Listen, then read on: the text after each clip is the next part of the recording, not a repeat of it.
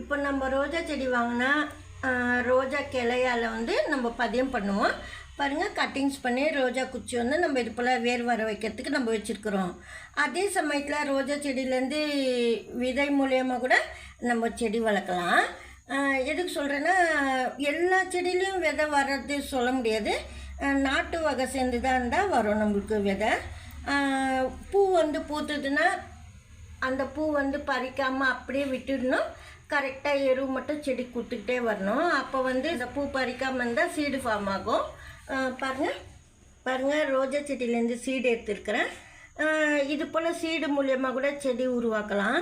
Seed வரமாட்டேங்குதுன்னா காரணம் என்னென்னா, seed வந்து 1 மந்த்து 2 மந்த் வரைக்கும் 2 மந்த்ஸ் வரைக்கும் வராமல் இருக்கும். சில டைமில் 1 மந்த்துக்கே வரும் சீடு போட்டால். சீடு போட்டதுக்கப்புறமா நம்ம ரொம்ப நாள் ஆயிடுச்சுன்னா மறந்துடுவோம்.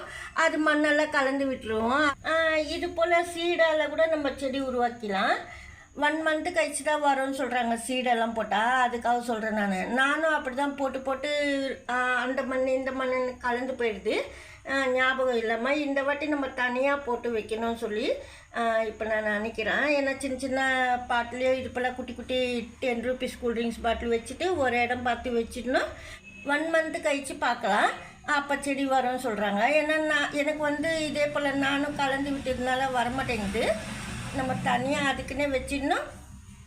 இந்த சீடு போடும்போது தண்ணியில் நல்லா ஊற வச்சுட்டு போடணும், அப்போ தான் வரும். எனக்கு தெரிஞ்சு அப்படி தான் வரும். தண்ணியில் போட்டோம்னா கொஞ்சம் சீக்கிரமாக வரும். சில விதை வந்து சீக்கிரமாக வரும், சில விதை வந்து லேட்டாக வரும்.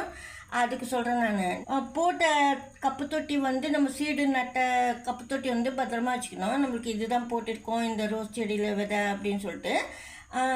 அதே சமயத்தில் வந்து பாருங்கள், இந்த அளவுக்கு நான் கோடு வைக்கிறேன் பாருங்கள், இந்த விரல அந்த கோடு அளவுக்கு தான் நீங்கள் போடணும் விதை.